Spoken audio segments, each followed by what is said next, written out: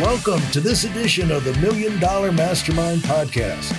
This is where we pick the brains of high achievers from all walks of life and get their hard-earned, real-world insights on winning.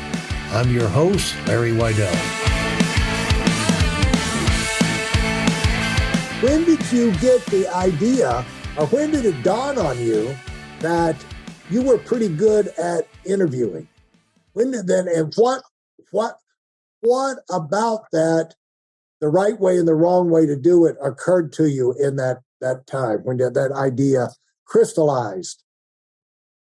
Honestly, I was just helping friends, kind of break into it. And then their friends were like, hey, can you walk me through this? Or I want to do that.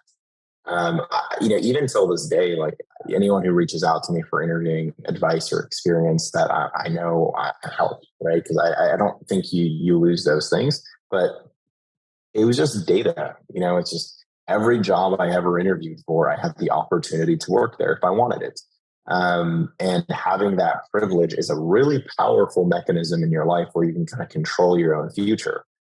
Oftentimes it's not about, people oftentimes forget that it's not about the end goal. It's about having the opportunity to have a shot at it, right? And by being good at this skill set when I was younger, it allowed me to at least choose, right, if I wanted to go work at this company and give myself the opportunity to succeed there. Most people envision themselves succeeding at X company, when in reality, it's harder to actually get the opportunity to succeed there, let alone success itself.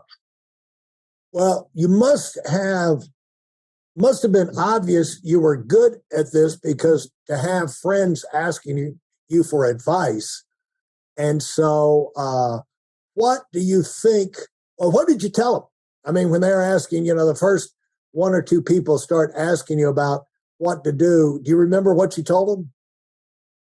Yeah, one of the first things I tell people is absolutely be yourself, be authentic. Your energy matters, right, with who you're talking to, and understand the concept of matching. And then when I talk about matching, I talk about when I walk into a room and I see who my interviewer is. Yeah. At times you need to match energy, and at times you need to also be opposite of their energy.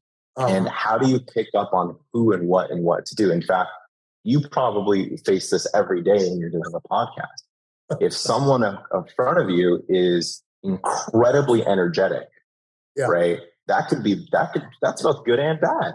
You have to somehow taper it to where you might not be able to be as energetic as they are, because then it's going to throw off the tone and complexity and conversation of your podcast to where it's not going to envision what you want for your brand.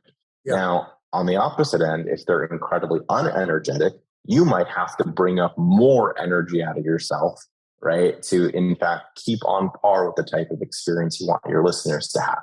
So how do you recognize that and do so in real time? Yeah. Well, those are the types of things. The thing about that is, for me, it's like all sales. You saw as many objections in advance with who you let yourself get in front of. And that's why, as far as I can control it, I only get in front of super successful people, because they're a different breed. And even if I get one that's like super hyper, I'm thinking of one right now, but what I do is I just let the suckers run, because usually they're just pouring out more good stuff, and all I would have to do from time to time is maybe steer or repeat, if they go over the words too fast, where I know people are, kind of break and kind of, restate what they had to make sure it doesn't get lost. But no, I mean, it's fun for me when I get high energy people, and most of the people I get are high energy. So it's, you have to be, if you're going to do anything big, you're going to have to run a team. And 100%. And it comes with a lot of low times and a lot of high times. And you have to be the sounding board of reason, right? You're the center of the nuclear reactor, and so things revolve around you, and you try and set things up where they revolve delegated and through systems to where they run by themselves most of the time, and you're like the eye of the hurricane. But when something goes haywire, you got to jump in there, but you got to make sure the plates are all spinning. You don't have to spin every plate, but you got to make sure all the plates are spinning.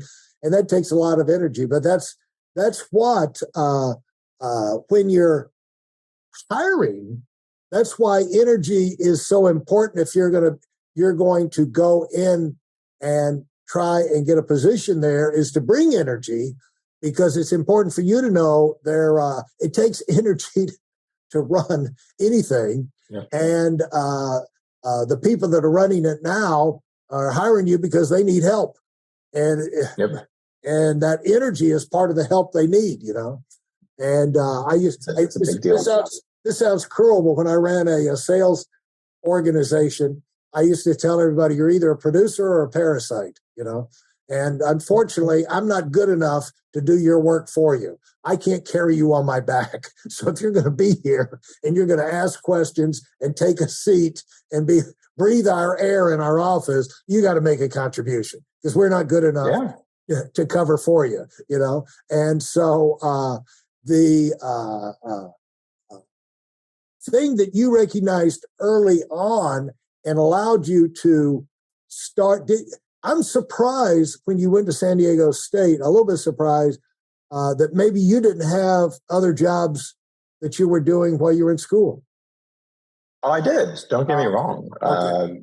I was, going back, I worked at a movie theater. I was a bank teller. What else did I do? I drove for Uber for like 2 weeks right at the time. I was definitely someone who was about the hustle and bustle life at the time. I mean, granted, I was on a full ride, but I still needed to pay for myself and put myself through college. It was a move away from home and those types of things, and set myself up in a position, right? I graduated college without any debt in any sort of capacity. I was there, pursuing a career that I think I had wanted, but it was for an emotional reason. And until this day, I don't think I ever talk about my degree. There's zero applicability to what I do in today's world, or any other job I've ever had. What was your degree, and why were you attracted to it? So I went to school for health communication. And basically that is how medical information is communicated within the medical infrastructure, from doctor to doctor, from those types of things, and how it affects patients. The reason that was important to me at the time is when I was graduating high school, my dad was diagnosed with Alzheimer's in a pretty severe case. And it was such a surprise to us that I was very angry as to how and why this wasn't caught. Yeah. And it felt like it was overnight, right? And I have this photo with my dad on the day I graduated high school. And what I remember from that day is, at times he got my name right, and at times he got my name wrong. Right. And that's my memory of graduating high school. And that pissed me off, because and he was someone who regularly went to the doctor, did his thing, right? And no one caught that he might be at risk of Alzheimer's. And if he was, could we have done something about it? So I went to school to try to better understand how to prevent that from happening again and change the world, because I was a very pissed off individual at the time. So I went and I understood a lot of how to communicate within systems, right? That's definitely what I learned. But obviously today I don't work in the medical field, and I admire those who do, because it's definitely not for the faint of heart.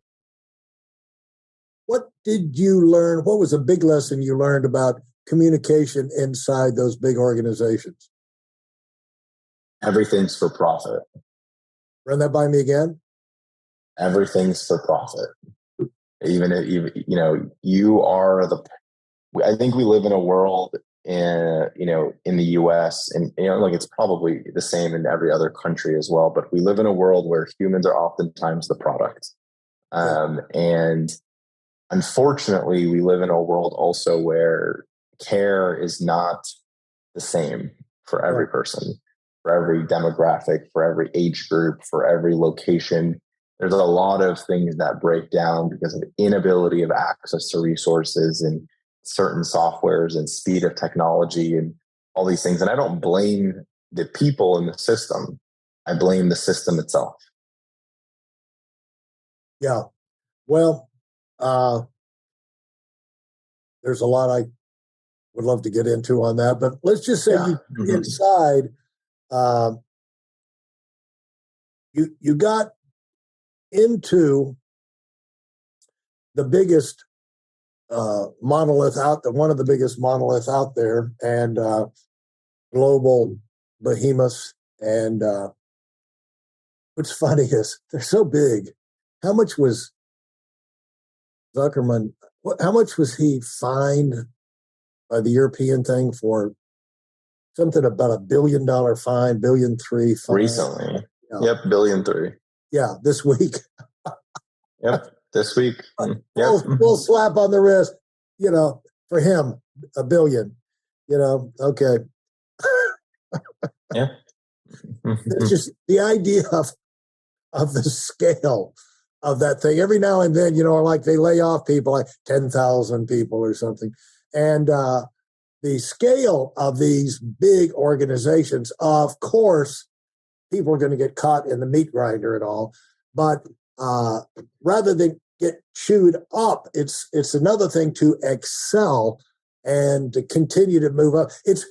I'll tell you this about a big corporation: it's better to be at the top than the bottom, And if you're going to get ground up, there's a lot of times you get ground up and thrown out, but there's nice severance and there's benefits they do for the top people that they don't do for everybody else. So how did you propel yourself up, and how long did it take to where you've got your engineering organization there?